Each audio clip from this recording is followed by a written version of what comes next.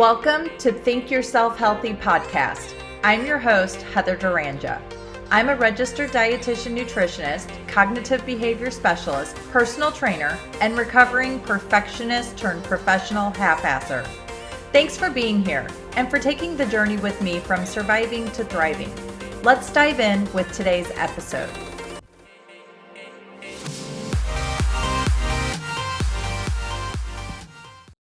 Hello, everybody. On today's episode of Think Yourself Healthy, I have a very special guest with us. Her name is Katrina Kofoed. She is a plant-based health coach at Passion for Plants who specializes in helping women break up with emotional eating, master metabolism for fat loss without fad diets, and create healthy habits that last for life. She has a background in biology, psychology, and fitness, and is currently studying a master's in human nutrition at the University of Copenhagen. She emphasizes a sustainable approach to healthy living that values emotional and mental well-being as much as physical health. She wants to empower women to unlock optimal health and vibrance so that they can have the energy and confidence to step into their highest selves. Oh my gosh, Katrina, I absolutely love that introduction. It is beautiful and so much in alignment with my philosophies and practices, and really exciting to see someone like yourself go above and beyond when it comes to education to cover all of the bases when it comes to the whole mind, body, soul component, because ultimately they're all integrated. And I think a lot of times when we think about health and well-being, specifically nutrition, we're only approaching it for one perspective. And the reality is, in order for it to be something that's going to serve your overall well-being, it's not just a one-size-fit-all approach. There's so many components that have to be taken into consideration. So I adore the work you're doing and the commitment to your education. So thank you for being here with us today, and tell the audience a little bit about you and who you are and what brought you to this point. Well, thank you so much for that introduction, Heather. You are so sweet. And that's why I really resonate with what you do and your philosophy, because you're one of the few, registered dietitians, because you are an RD who I follow, that is very much about like the mind body perspective as well, and like you were saying, nutrition just tends to be very narrow and focused just on like the physical health. And that's what I learned throughout my undergrad. Mm-hmm. I initially started out studying biology and I was like, cool, I want to study nutrition. And then as I grew, I was double majoring. So it took me 4.5 years to finish my undergrad. So as I was experiencing my own, struggles at that time, I was teaching group fitness classes. So I was very like entrenched in the fitness industry too. I was like, fitness and nutrition are like the tip of the iceberg. They're like the top 20% of the bucket when it comes to overall health. It's like you can have the best workout plan. You can be eating super healthy, super clean on paper, right? Which I'm so over the term clean eating anyway. So done with it. And I used to say it all the time. And I'm like, you're so annoying. Like, cut it out, Right. Yeah. And it's just like, so I learned throughout that whole experience, and I struggled with like orthorexic eating patterns and just disordered eating, which led me into like 4 years of emotional eating. So through my own experience, my own struggles, I was like, I look like the picture of health on the outside, but my mental health is completely messed up because of my relationship with food and my body image. And not only that, but because I was like, I'm a very type A, very motivated person. So I burnt myself the heck out, which meant I was struggling with adrenal fatigue for like 1.5 years. So I was like, I look super healthy and fit on the outside, but on the inside, it's like a completely different game. And that was what really, between like the emotional eating and just like disordered eating patterns and then like adrenal fatigue, I was really like, okay, there is so much more to this. And I still want to study nutrition because I think it's a great entry point, like a great gateway into learning more about mental health and about emotional health and about how all of that hangs together to really, get you to your optimal health. It is like I said, it's a 20% tip of the iceberg. So Absolutely. It's really exciting to be at this point. And I'm really grateful to have had, different professional and like personal and educational experiences, because it's given me such a broad spectrum to inform my philosophy now. Yeah, that's fabulous. And I love that you recognize the importance of that. And you have the ability to be transparent and authentic about your experience and what Mhm. led you to this epiphany and realization that it's so much more than what we focus on when it comes to Mhm. health wellness.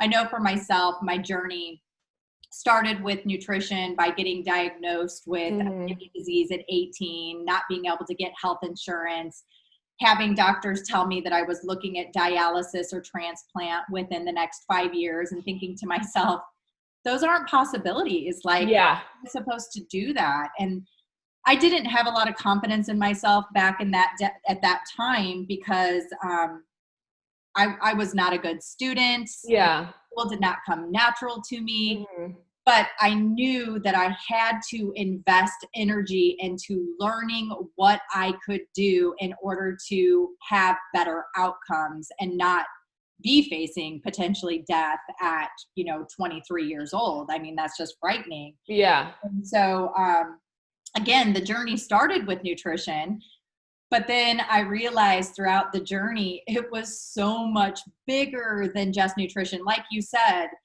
I got diagnosed in 2011 with cervical cancer. And at that time, I had the nutrition, I had the exercise. How does this happen to a person like me? But the reality is, I did not have stress management down. My perfectionism was through the roof at that time. I Mhm. was being single mom, raising two teenage daughters, working full time as a dietitian, getting a master's. There Oh was just my goodness. so much going on. And the reality is, we have to look at the big picture. And Mhm. yes, nutrition and exercise were sustaining me, but they weren't putting me in a place to optimize my health. And having an autoimmune condition, I was more susceptible to having other things, break down, present Mhm. as a result of not controlling stress, not getting appropriate sleep, overutilizing caffeine, having gut health that got out of whack because of stress and caffeine. Mhm. And ultimately, that really opened up the door for me to say, there's something missing here, and I have to basically formulate a new approach to what this whole health and wellness thing actually means. And I also want to speak to really quickly the point that you brought up about me being a registered dietitian and embracing the practices that I do because they Mhm. aren't traditional with the kind of education that I received. And I truly went into undergrad with the knowing that what I was going to be taught wasn't in alignment with what I knew actually worked, and that it was important for me to be able to go through the process, get my registration so I could become a licensed registered dietitian, and then be able to practice the evidence based practices that felt in alignment with what I know works when it comes to overall health and well being. And Mhm. I started practicing clinically. And it was really disturbing, being in the clinical field and being mandated to specific practices that did not align with my recommendations. And so ultimately, I was held to a standard that was not my belief system. And so ultimately, I had to take the chance, the risk of leaving the security of being in a clinical field to actually start a private practice that allowed me to further my education. The master's that I got really specializes in that cognitive behavior therapy component, Mhm. that health communications, being able to understand the barriers that keep people from being able to take the education piece of Yeah. what are you supposed to eat, what are you supposed to do for exercise, and meld them together to formulate a plan that's going to set them up for success. And I feel so blessed to be in a position where, as a registered dietitian, I can own my own private practice and empower people based off of the evidence that I support in terms of being able to achieve overall health and well being, and see so many people thrive. And it's Mhm. literally taking them from that surviving to thriving piece. Yeah. That's where all the joy really truly Yeah. comes from. And that is so powerful. And I mean, just knowing that, I was kind of faced with the same dilemma that you described. It was like, do I decide to go the RD path so I can at least have the certification? Because, here in the US, it's like pretty important that you have that. Like, we know nutritionists are not they're not viewed in the same way as RDs, for good reason, because basically anyone can call themselves a nutritionist, right? So it is a big choice, but that was kind of my dilemma too. I was like, can I do it? And I was like, no. I sat through 4.5 years of this in my pre-med biology, like bachelor's, right? I was like, I can't do like a couple more years of this. So luckily something else worked out. Yeah. Well, that's great. And it's great that you were able to recognize that early on, instead of forcing yourself to have to go down a pathway because that's what you felt you were supposed to do. Right. That didn't feel in alignment. I think it's really a shame that there's so much divide in the US specifically when it comes to our food manufacturing and health and wellness practices and recommendations. I will never regret going through my undergrad and going through my internship to become a registered dietitian, because I did learn so many things, but most importantly, I learned where all of the barriers lie within the clinical practices. And that allows me to be able to come at individuals from a place of recognizing the struggle, recognizing where the barriers are, and then be able to guide them in a way that's going to support their journey and really be able to embrace the holistic practices. It's a shame that in the US, we really are heavily reliant upon the quick fix, the Band-Aid approach, where we take the pill, we get the diagnosis, we take the pill. That helps with the initial problem, but then we have 9 other secondary issues that start presenting that now we need more medication for. And over decades of this, the body just degrades. Unfortunately, I found out this morning that my mother is in the hospital. Oh my goodness. She went to the hospital presenting with severe abdominal pain and rectal bleeding. I don't know what is going on with her, because with this whole COVID thing, once you are admitted into the ER, you no longer have any family advocating for your which is really unfortunate, because my mother really struggles at recalling memory as a result from being on prescriptive medications for decades, and having such a negative impact on her digestive health and digestive function. And we've got this mind gut, correlation, and it's real life. Like my mom is the product of being heavily medicated for decades. And now, I have my ideas of what's probably happening with her, but I can't communicate with her. I can't talk with her. I can't be there with her. So it's going to be interesting to see how these next few days play out with her. Yeah. It's very frightening. That's terrifying. Well, I'm really sorry to hear that. I really hope that, I don't know if they have any cell phone communication. Well, I can call her room, which I will. But again, my mother has such difficulty with memory recall. She's not going to be able to relate to me clinically. What they're doing, things. You need to talk to like the doctor or a nurse.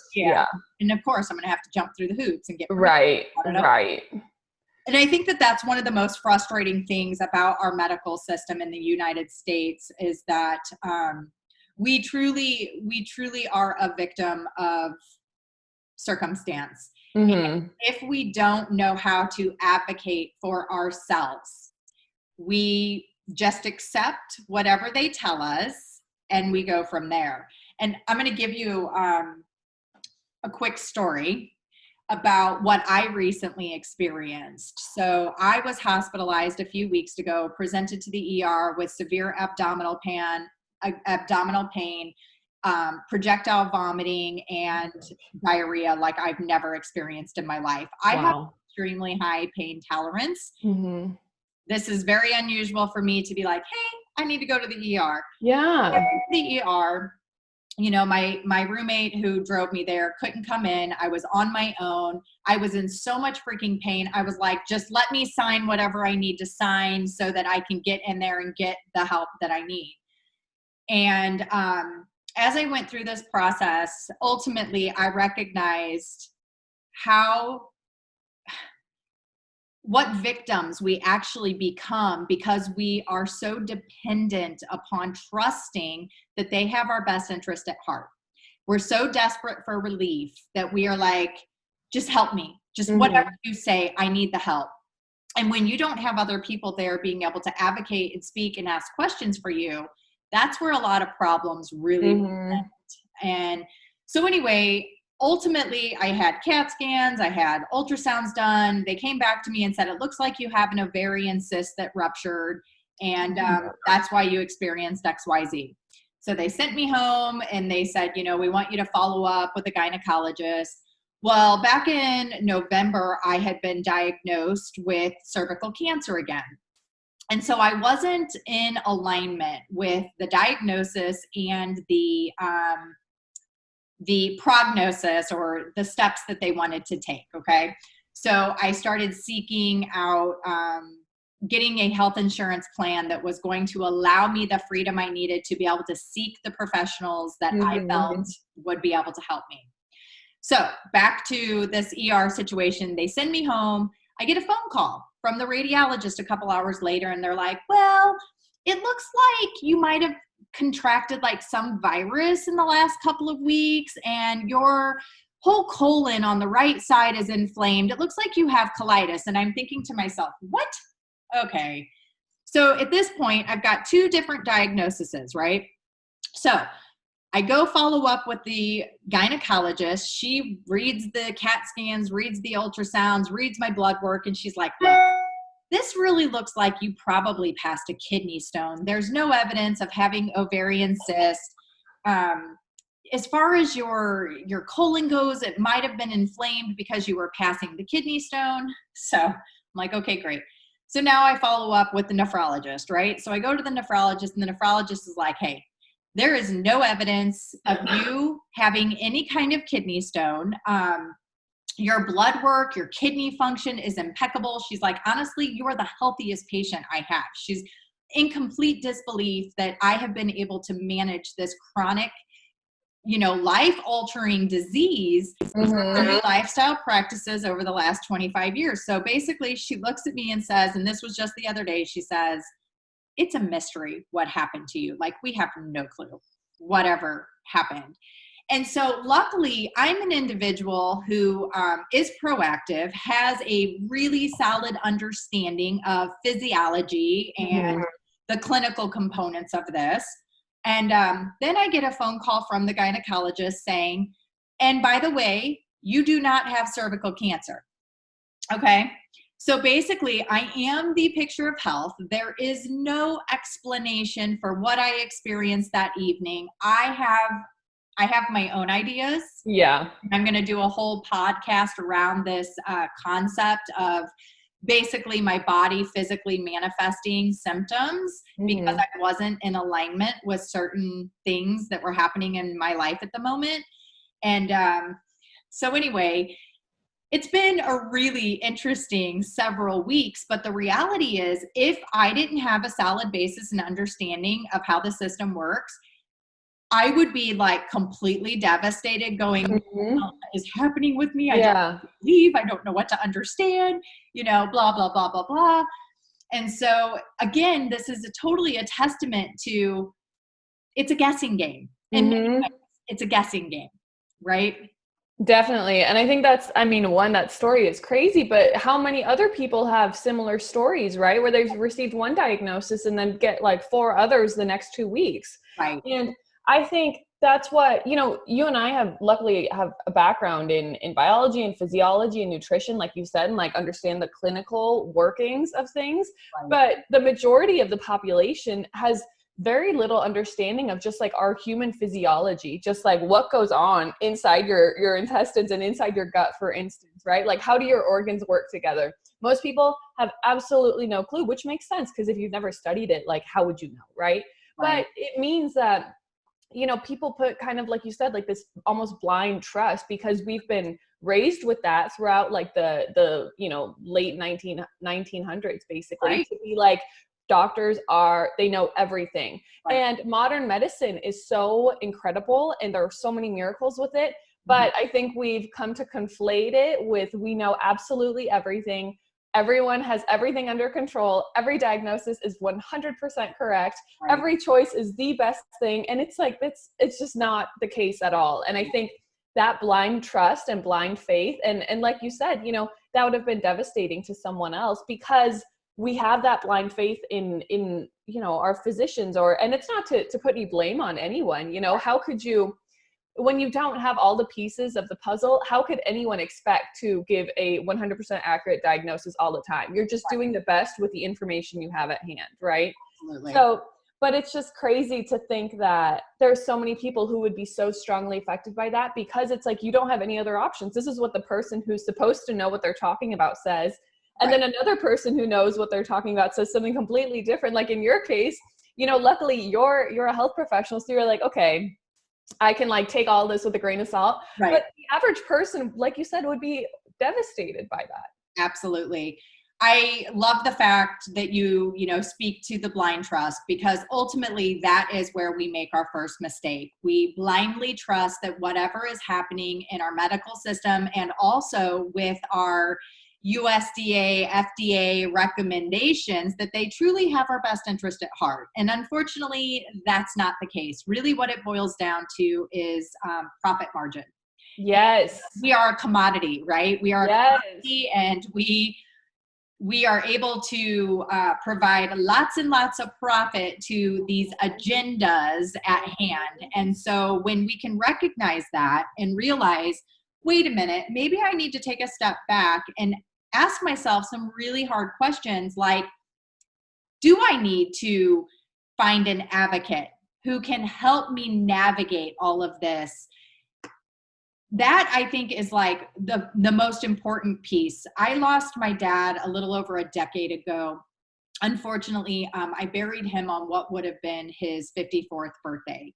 And he succumbed to ultimately, he died from complications of liver disease from lifestyle choices. Mm-hmm.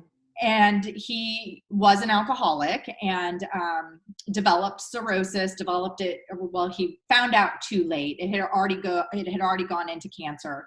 But the reality is the healthcare system looked at this man and they said, he's an alcoholic. He did this to himself, so therefore we're just going to put him through the process of treating what needs to be treating and not really advocating for his better well-being. And ultimately, he ended up dying.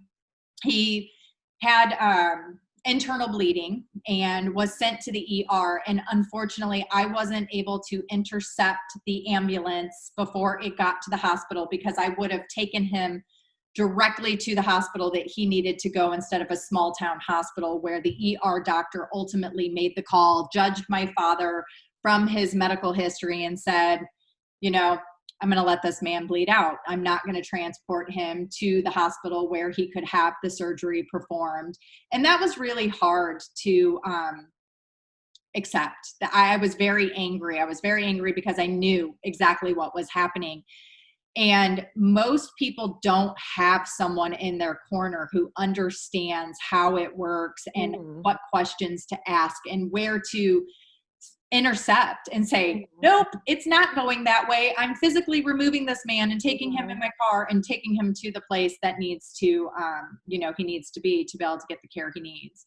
So I think that ultimately when we are faced with diagnoses, and not just to accept it and to really do our homework, invest in finding someone who can advocate for us and explain the information. I think that practitioners like you and I, whom have invested significant time, energy, and resources into expanding our knowledge base outside of just one discipline, because we recognize the correlation of how the systems all work together. Mind, body, soul. They are all integrated. We have to accept that as the reality. And so we can't compartmentalize it, which is the way that I feel Western medicine really approaches our health and well-being, is from a very individualized, compartmentalized, it's your heart, it's your lungs, it's your liver, it's your kidneys, it's your mental health, it's your stomach. No, no, no, no, no.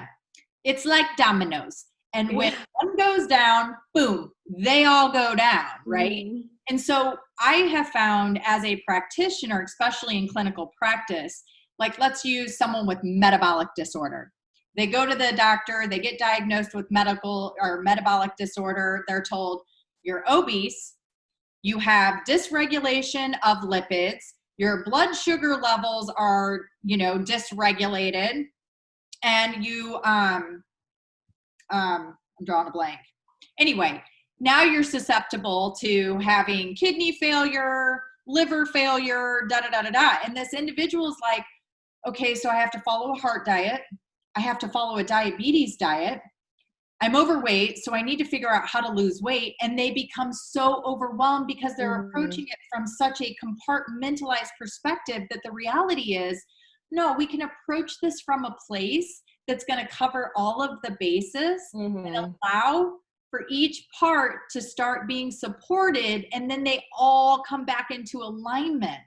You know what I mean? Yeah. That for me was so frustrating working in clinical practice, is seeing how confused people get because recommendations are so compartmentalized. Right. And just the lack of communication too between the different professionals that someone with metabolic syndrome would have to see, right? Like they're not talking to each other. Like you said, they're recommending one diet, one doctor or one professional is saying one thing, you have to take these medications and you need to do this type of exercise and you need to eat these kinds of foods and you have to like measure your blood sugar. Like how is anyone, especially someone with those types of health issues anyway, they probably don't have that much energy, right? They're probably not feeling great in their body. It takes so much like mental energy for even someone like you or I to try to figure out like, what am I supposed to do with all this information? Someone who has no familiarity with health or wellness or a healthy lifestyle, how on earth are they supposed to tackle that? It's just, like you said, it's just really not setting people up for success. And I think one of the things when I was working in a clinic, it was very much like I was shocked to see how little communication there was that was understandable for the patient. Right. So you hear a doctor or a nurse practitioner tell them something and they're like, okay, so I need to do this. And it's like, did you actually, understand like what's going on here? Like you're talking to the patient, but that doesn't mean that you're communicating with them. And there's just so much to be said too, just for, I think, like you said, health professionals and medical practitioners, they're so compartmentalized and they are so brilliant and know so much that they, and we all do this. We tend to assume that everyone knows what we know. So Of course, if I'm explaining this to you, of course it's going to make sense. But it takes that empathy and just those like communication skills to be able to be like, hey, this person probably has no familiarity with what type 2 diabetes looks like, what that lifestyle to treat it and to reverse the symptoms look like.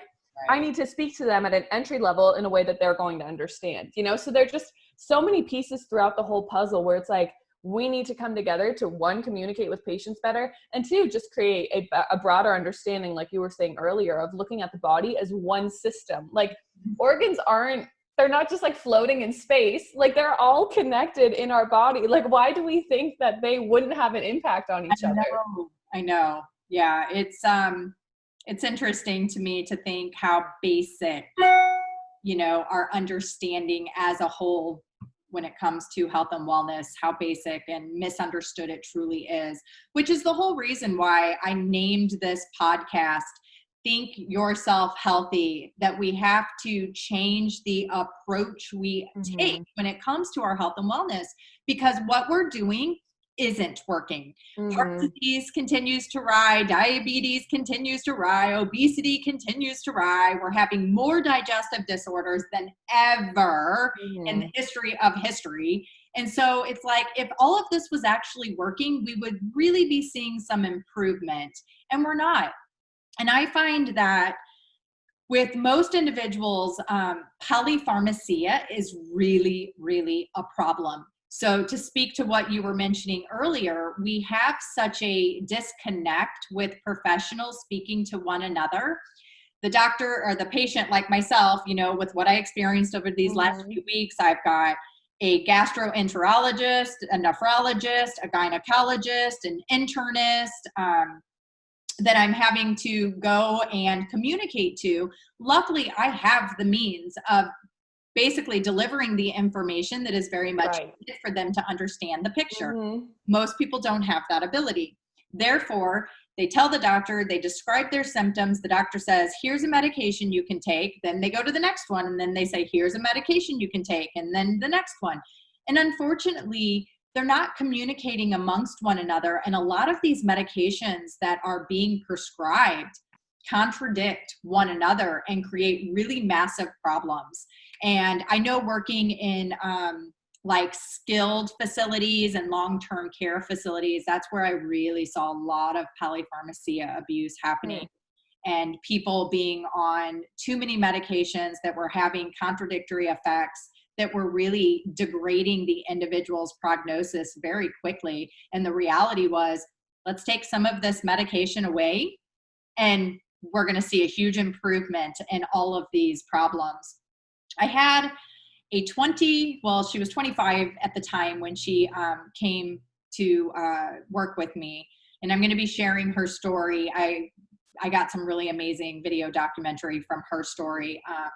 But she was 25 years old. And at this point, she had 7 diagnoses of autoimmune disorder, plus depression and anxiety. She was on 27 medications when she came to see me. And over, about a year, we were able to completely change her lifestyle practices, get her off all but one of her medications, which is her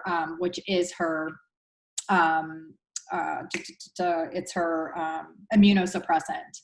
And so to see firsthand her story and her experience of this journey and the person that she is today versus the person that she was when this started, she was 30 pounds heavier than what she should have been as a direct result from inflammation that was being created in her gut, spreading systemically throughout her body from the side effects of these medications.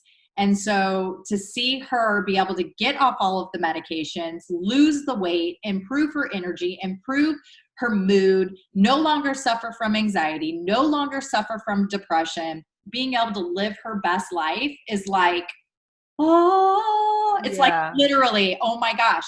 And the reality is we all have the same potential.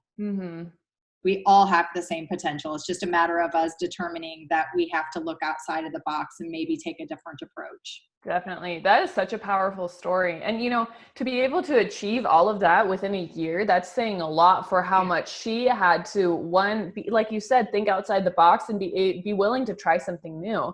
Yeah. And I think, there's so much power in looking into how can lifestyle practices help you improve your health and reverse your conditions or your symptoms if you do have any, right? But looking at too, like, it is not, like you said earlier, it's the medication is the quick fix, right? So this isn't going to be easy per se. It is going to be very rewarding, but you're kind of, the only way out is through, and you're going to have to go through at some point anyway. So you can go through now and like make it your choice, or you can go through in 20 years when you've suffered from being on medications and you're feeling absolutely awful and just horrible in your body and really struggle that way. So it's like, are you willing to be proactive, like you were mentioning earlier too, right? And I think that's important because a lot of the time I think maybe, on Instagram, for instance, or on social media, it's like, oh, just take care of your lifestyle. And it's so easy. And it can be very easy once you get into the swing of things. But I also think it's important to acknowledge that, especially if you aren't already in the habit of doing a lot of these things, it can be challenging, and that's okay. But I would rather be straightforward with people than kind of gloss over that fact and pretend like it's always like a piece of cake, Absolutely, yeah. I think being able to evaluate expectation, be realistic with what is achievable in a, timely fashion is so important for our success Oh gosh, with Instagram, it's such a love-hate relationship because unfortunately I'm a health practitioner, right? So a lot of the people that I follow are nutrition and fitness based. And Mm-hmm. I get so frustrated when I pull up Instagram and my feed starts, filtering through and I'm seeing, and I'm just like, you know, so frustrating because the reality is that this is not a cookie cutter, one size fit all type of approach. Mm-hmm. And the reality is each individual has completely different physiology. They have completely different environmental circumstances. They have completely different mindset and narratives that they've developed over their lifetime. So where you start with that person is going to be completely different than maybe their husband or Yeah. wife, like this isn't like a, hey, Karen, here's what works for the world. It really does have to be individualized based on every single person's circumstances. And what I have found through practice is that more often than less is more. Less is more. And the more that we can surrender and let go and realize that we have all of these narratives and stories that are holding us back from actually being successful, that's when we can truly empower ourselves and step up to our ability to take action and control of our life and be able to achieve the desired goals, which for almost everyone is longevity and vitality. Yeah. Definitely. And that's so true. And I think I did a master class last night and I was talking about this. I was like, it is not about making it more complicated. It's not about having the most complex workout routine, having the most like intricate smoothie recipe. It's not like cut the bullshit. You know what I mean? Like those are great things if you want to experiment and you're coming at it from a place of this is interesting and fun for me. If you're coming at it from a place of like, oh, so-and-so does this, so-and-so who I follow on Instagram does this, so I have to do it too. Like, stop, right? It's like, it can be so simple. And like you're saying, less is more. Choose the few habits that you know are going to make you feel good. And my big thing is consistency. Same. You need to stick with it. People are like, oh, this program didn't work for me. This diet didn't work for me. And I'm like, how long did you do it? Right. They're like, oh, like 2 weeks. I'm like, okay, there's your problem. Like, choose one thing. I know there's so many options, but we gotta just like stay laser focused and just try to put your blinders on. 100%. I like to use the analogy of cookie recipes, like chocolate chip cookie recipes. There are hundreds of thousands of different recipes out there. Every single one of them works, but you have to follow the recipe and you have to be consistent with the measurements and the temperature and the ingredients. You can't just pick and choose, well, I'm going to pick a few things from this recipe and a few things from this one and a few things from this one and expect to yield the same cookie. It's just not going to happen. So I get really frustrated in the sense that people lack self-trust. So because they lack trust within themselves, it makes it very difficult for them to follow guidance from a specific person. I know that when someone decides that they want to work with me, I am very, very clear. Look, I am going to be your only source of knowledge in the sense that I'm going to make recommendations to you and I expect you to follow the recommendations. If you're going to go out and seek other professionals to assist you in this process, we're screwing up the recipe and the results are not going to be the same. We have to control the variables. And so I feel it's really important for someone. I will not work with anyone unless it's a minimum 12-week commitment, because we can't see any kind of results less than that time frame. Just working through the mindset components of what it takes to be able to set ourselves up for success with healthy and consistent lifestyle takes a minimum of 12 weeks. Reality is based longer, on much longer narratives, we could be talking a whole lot longer, but to at least get started and make some decent like initial progress. Absolutely. And we have to be trusting. I tell people, it's kind of like finding a gynecologist. You have to find a practitioner whom you can feel comfortable being transparent, authentic, bearing all, getting up in those stirrups and being like, here I am, help me out. Yeah. You got to be vulnerable. And if you're not willing to be vulnerable, then you're not willing to invest in the process and actually get the results that we desire.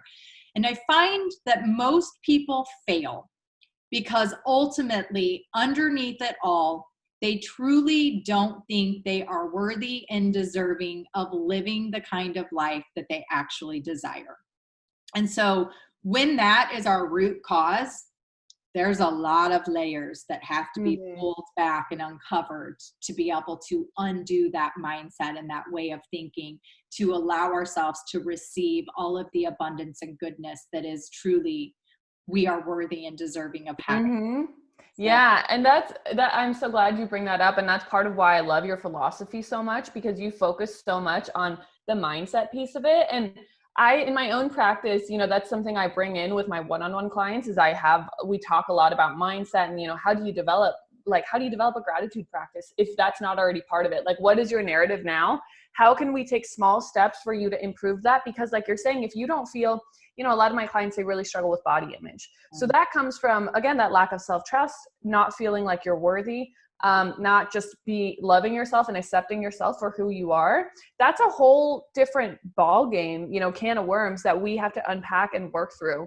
And I'm really getting to the point where I'm like, it needs to be almost a bigger piece of my work with my one-on-one clients than, physical health habits, because as important as all those are, if you are feeling awful about your body, what you're doing, and you're making all this progress on paper, right? But you're feeling awful about it because you're like, I'm not at my final destination and it's been months. Something's got to give. Like I say that I really do feel like mental health and emotional, like how you're feeling about yourself and about the way you are in the world is more important than physical health. Because if you have that, it is going to be so much easier to step into the habits and the lifestyle that will empower your physical health. Right. I agree so much. With my coaching,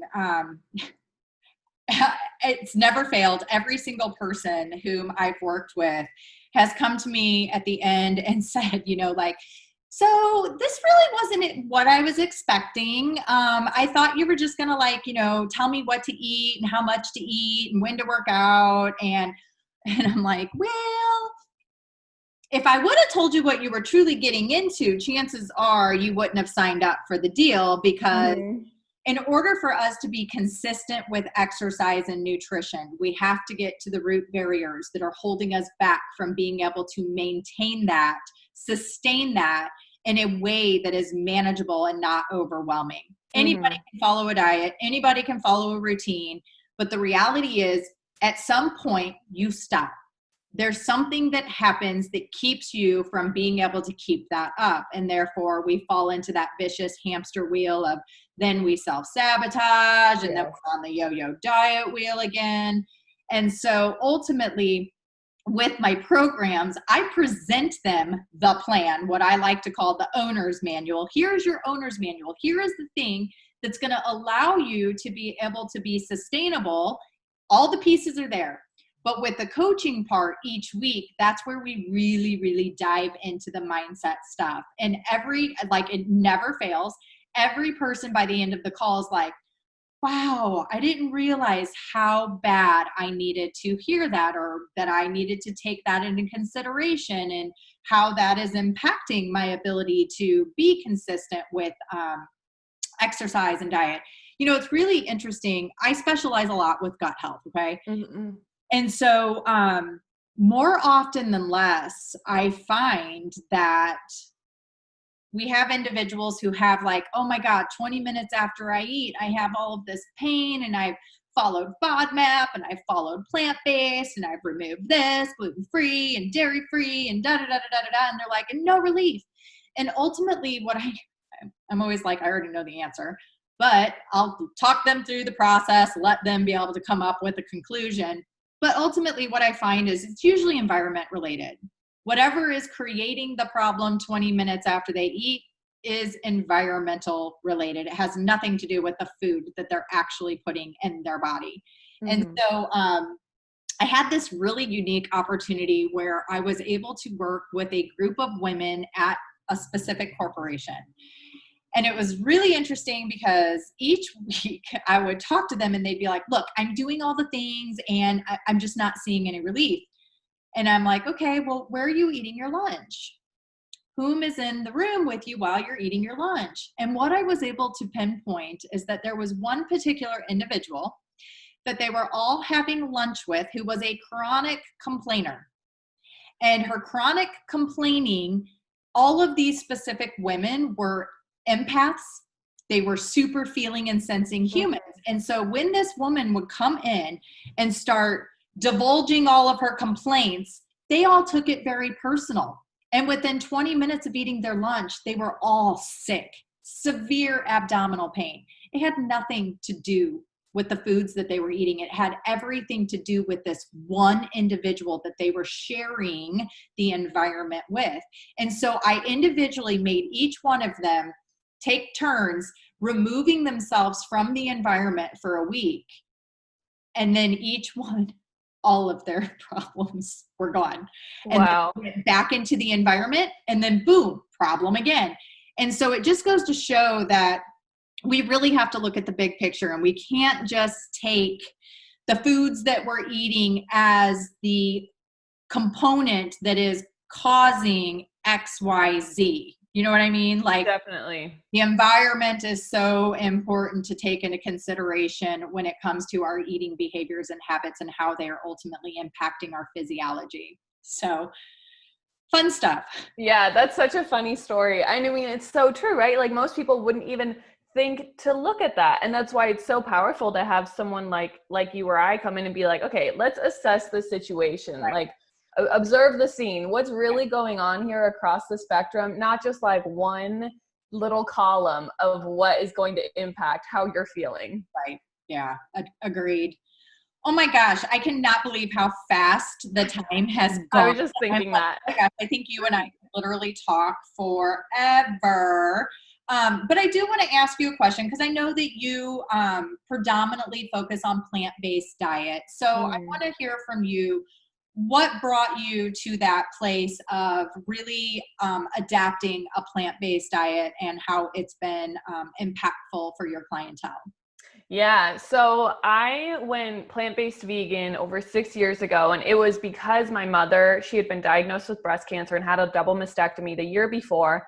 I was really young and I was just looking for answers subconsciously. So I was very much like, I was terrified because I'd learned in my biology classes, I was like, 1 in 3 people will get cancer. And I was like, my mom has cancer, it's genetic, I'm at greater risk. Like, I can't have that be my future. Like, there has to be something I can do. And it was just like this, like, looming fear in the back of my mind. And so I went to cooking school in Copenhagen, and one of our chef instructors there, he was vegan.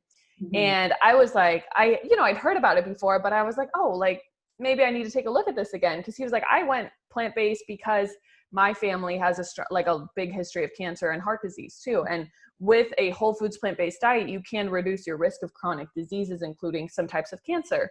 Mhm. So I did some research, I read some books, and I was very much at that point, I was looking for answers. So I was suddenly open to receiving the answer when it presented itself for me. Whereas in the past, I was like, I was, one of the biggest meat eaters you could have imagined, which is so funny now. Like, my clients can't believe that. They're like, oh, but you've been vegan for so long. And I'm like, yeah, but we all start from somewhere, right? So it was very much for health reasons that I got into it. And now it's just seeing how, I was healthy at the time, but seeing how much more energy I had, how much better I felt in my body, and how much more aligned I became in my spirituality. It like triggered my spiritual awakening because I realized I had been living out of alignment with my eating style. So Yeah. that was, it just really shifted my life, like on all fronts. And then it made me realize, I was like, okay, I want to share this with others. And, I come from it with a very like non-judgmental perspective. My clients don't have to be vegan or go vegan. I think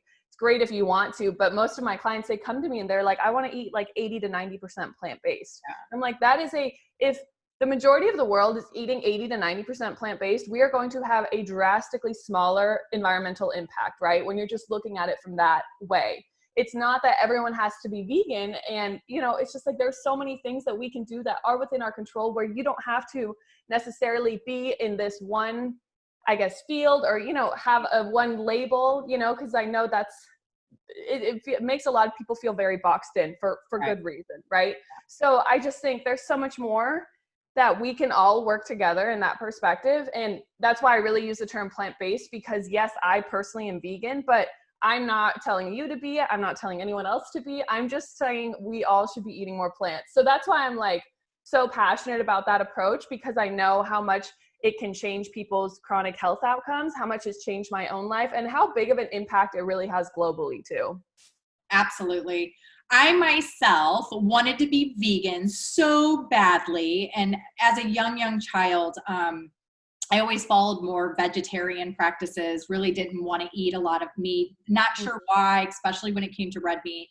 And then at 18, I get diagnosed with this kidney disease and find out, you know, IgA antibodies are playing a role. They have an impact on certain proteins and response to them. And so when I was in my early 20s, I tried to go vegan and ended up getting really ill, like extremely ill. And that's when I discovered, for my specific body and specific circumstances. And I find this is pretty common with a lot of women who suffer from autoimmune disorders, that trying to go vegan has a negative impact on them. And there are certain animal proteins that are necessary that they have to get through their diet in order to be able to support their adrenal and their thyroid function. And so anyway, it's kind of funny how each, you know, everyone, like literally each person is so different. I have gotten into so many heated debates with, you know, die-hard vegans who are like, that's bullshit. And I'm like, no, look, buddy, it's real life. Like your body doesn't work that way. Like autoimmune disease is a whole thing. And that's why I'm very much like, I think a plant-based diet can be beneficial for the majority of the population, but there will be people who have problems with digestion, who have problems with certain proteins, have very specific biological, you know, complications. That means that it will not be 100% possible for them. And instead of being so divisive, like, let's work together and focus on like what we all have in common, you know? Agreed. Yeah, I have one specific client. She is a celiac, and it took them 20 years to diagnose her. Poor woman has gone through hell. And when her and I initially started working together, the only vegetables she was eating were corn and mashed potatoes. Like those were the only things that she could tolerate.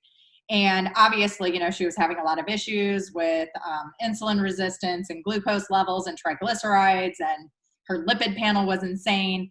And so I said to her when I had that initial call with her, I was like, can you imagine one day where you're able to like sit down and eat a salad and have a variety of vegetables? And she just was like, what the hell ever? Like, yeah, okay. And La La Land, that day will come. And I slowly progressed her and set her up for success. And so on our last call, we were chatting and she was like, so I had 15 different vegetables and fruit over the last week, and I didn't have any issues, and my bowels are in such a better place. And it's so exciting to empower somebody and give them the permission that they so desperately seek to be able to have that, you know, have a expanded diet. Like variety is so important. And so for me, it's so fulfilling to be able to help individuals do things that they never imagined that they would be able to achieve. And something as like, for most people, basic is like having a variety of fruits and vegetables in their diet can mean so much to someone who has been restricted for so long and had such negative consequences when they would try and eat those kinds of food. To me is like the most beautiful, rewarding thing in life. Yeah. Yes, we had carrots. Yeah. We had broccoli and Brussels sprouts. That's so funny. No, but it's such a great point. And I mean, it really goes to show like there are so many things we take for granted every day, right? Like I was talking to one of my clients about this the other day. It's like, you have 5 senses that work. Like you have legs, you have all of your fingers, all of your toes, like just that right there. You can eat a variety of fruits and vegetables. Like that is something that really is such a privilege that we have. And we are, you know, when you come from things with a place of gratitude, it's like, there's so much that we already are able to do. And just hearing about that story, you know, that's so impactful for one person because they couldn't do that. Right. It's exciting. Well, I cannot believe how fast time has gone by. You and I could talk and talk and talk and talk and talk. I really do foresee us having some form of collaboration in the future. I was thinking that earlier. I was like, there is something cooking up. I can feel it intuitively. I'm getting the vibe. So let's definitely connect and see what we can come up with. But in the meantime, tell everyone how they can find you and follow your journey and all the exciting things that you're doing. Yes, so good. So I am on Instagram. I'm at Passion for Plants, and I'm really active in my Facebook group, which is Plant Based Like a Pro. I do lots of live video trainings in there, lots of fun stuff going on. I'm launching a group coaching program right now for sustainable weight loss as well, which is really exciting. So those are the two best places to connect with me. Excellent. Well, I will make sure that all of those links are in the show notes so that everyone can easily find you. I'm so grateful for you taking time to connect with me today and chat with the audience and talk about all of these clinical and health and wellness concepts that are so important that we have conversations about, and we have to keep having these kind of conversations so that it triggers something inside them to say, maybe I need to question. Maybe I do need a second opinion. You know? Yeah, totally. Just that in itself, we've already like served a purpose and done our work. So yeah.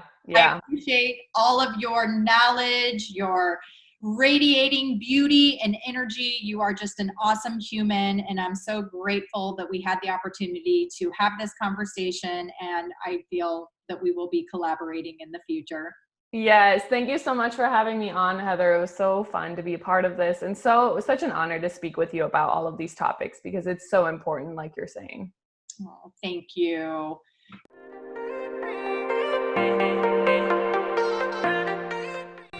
Thanks for joining us on the Think Yourself Healthy podcast. Make sure you leave a review and let me know what you think. I love reading your feedback. Come hang out with me on Instagram at Heather Duranja, and don't forget to take a screenshot that you're listening to the podcast and tag me. I love to share it. See you on the next episode.